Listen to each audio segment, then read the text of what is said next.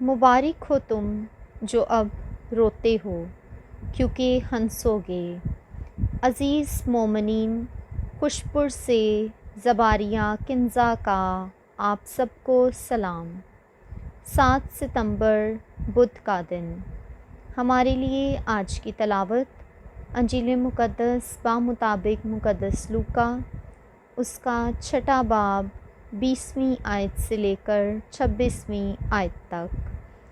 اور اس نے اپنے شاگردوں پر نظر کر کے کہا کہ مبارک ہو تم جو غریب ہو کیونکہ خدا کی بادشاہی تمہاری ہے۔ مبارک ہو تم جو اب بھوکے ہو کیونکہ سیر کیے جاؤ گے۔ مبارک ہو تم جو اب روتے ہو کیونکہ ہنسو گے۔ مبارک ہو تم جب ابن انسان کی خاطر لوگ تم سے کینہ رکھیں اور تمہیں خارج کر دیں اور ملامت کریں اور تمہارا نام برا جان کر کاٹ ڈالیں۔ اس دن خوش ہو اور شادمانی کرو، کیونکہ دیکھو آسمان پر تمہارا اجر بڑا ہے، کیونکہ ان کے باپ دادا انبیاء کے ساتھ بھی ایسا ہی کیا کرتے تھے۔ مگر افسوس تم پر جو دولت مند ہو، کیونکہ تم اپنی تسلی پا چکے۔ افسوس تم پر جو اب سیر ہو، کیونکہ تم بھوکے ہوں گے۔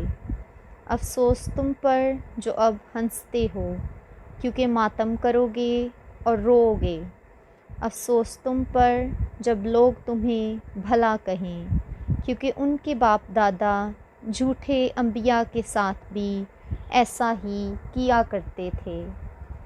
پاک انجیل کے وسیلے سے ہم سب کی خطائیں معاف کی جائیں۔ اے مسیح تیری ستائش ہو، آمین۔ باپ اور بیٹے اور روح القدس کے نام میں آمین۔ خداوند یسوع مسیح کا فضل اور سلامتی آپ سب سننے والوں کے ساتھ ہو۔ خوشپور سے ایرک سلویسٹر خدا کے زندگی بخش کلام کو بانٹنے کے لیے آپ سب کی خدمت میں حاضر ہے۔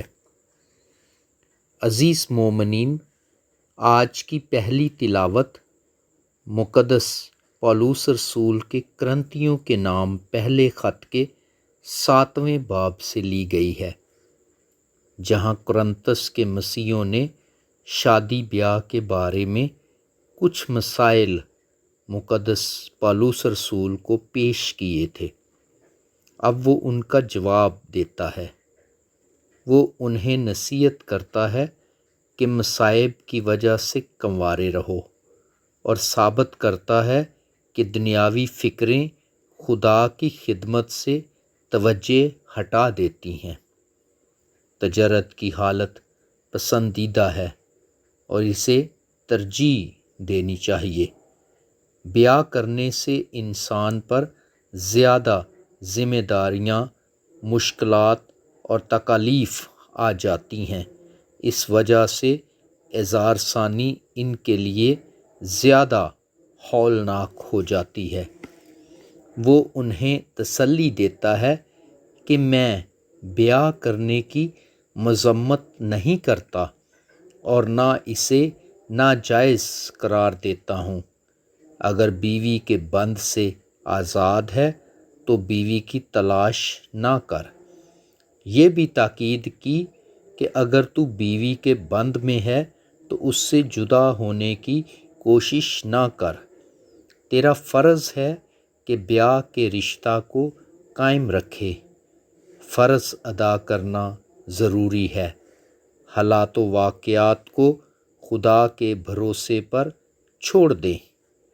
بیاہ کرنا گناہ نہیں، بلکہ وہ دور ایسا تھا اور حالات ایسے تھے کہ بیاہ کرنے سے مشکلات اور مصائب میں اضافہ ہو سکتا تھا۔ جو کچھ انسان کے لیے آرام، تسلی اور شادمانی کا باعث ہیں، وہی اس کے لیے دکھ کا باعث ثابت ہو سکتے ہیں۔ ہمارا دھیان خریدنے اور سنبھالنے میں ہی نہ لگا رہے، یہ باتیں بہتر کام کرنے سے روکے رکھتی ہیں۔ دنیاوی کاروبار کرنے والے ایسے ہوں کہ وہ دنیا ہی کے نہ ہو جائیں۔ دنیاوی کاروبار کریں مگر اسی میں پھنس کر نہ رہ جائیں۔ جب ہمارے ہاتھوں میں ہو تو اس کا غلط استعمال نہ کریں۔ ہم دنیا میں مسافر ہیں، اس لیے دنیا کی عیشوں پر دل نہ لگاؤ۔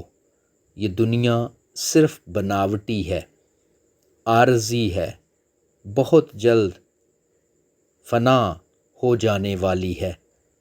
مقدس پالوس رسول کنوار پن اور شادی شدہ زندگی پر بات کرتا ہے۔ وہ یہ ظاہر کرتا ہے کہ دونوں ہی زندگیاں خدا کی دین ہیں اور خاص اہمیت کی حامل ہیں۔ اگر ہم مشکل میں ہوں تو خدا ہمیں تنہا نہیں چھوڑتا۔ عزیز مومنین، آج کی پاک انجیل مقدس لوکا کے مطابق انجیل کے 6 باب سے لی گئی ہے۔ یہاں سے خداوند یسوع مسیح کی تعلیم کی عملی باتیں شروع ہوتی ہیں۔ یہاں میدانی واز لکھا ہے۔ مقدس متی میں اسے پہاڑی واز کہا گیا ہے۔ خداوند یسوع مسیح پہاڑ پر بیٹھ کر تعلیم دے رہا تھا، اس لیے اسے پہاڑی واز کہتے ہیں۔ لوگ میدان میں بیٹھ کر خداوند یسوع مسیح کی باتیں سن رہے تھے، اس لیے اسے میدانی واز کہا گیا ہے۔ مقدس متی میں پہاڑی واز لمبا ہے اور یہاں مقدس لوکا میں میدانی واز مختصر ہے۔ مبارک ہو تم جو غریب ہو، تم نے میری پیروی کی خاطر اپنا سب کچھ چھوڑ دیا ہے، اس لیے خدا کی بادشاہی تمہاری ہے۔ آئندہ جہاں کی ساری خوشیاں تمہاری ہیں۔ تمہارے موجودہ دکھ اور غم مستقبل کی خوشیوں کی راہ میں رکاوٹ نہ ہوں گے، بلکہ یہ تیاری کی حیثیت رکھتے ہیں۔ شریر لوگ تم سے عداوت رکھیں گے، اس لیے کہ تمہاری تعلیم اور تمہاری زندگی ان کو مجرم ٹھہراتی ہے۔ تم پر الزام لگائیں گے جبکہ تم بے قصور ہوگے۔ ان باتوں کی وجہ سے فتح کا جشن منانا کہ تم سے وہ سلوک کیا گیا ہے جو تم سے پہلے انبیاء کرام سے کیا گیا تھا۔ شرمسار ہونے کی ضرورت نہیں، بلکہ خوشی منانا بجا ہے، اس لیے کہ تمہارا اجر بڑا ہے۔ یہ بڑا اجر آسمان پر ہے۔ آئیں آج ان لوگوں کے لیے دعا کریں جو کنوار پن کی زندگی گزارتے ہیں کہ خداوند انہیں اپنی بلاہٹ میں قائم و دائم رکھے، تاکہ وہ احسن طریقے سے خدا کے کلام کی بشارت دے سکیں۔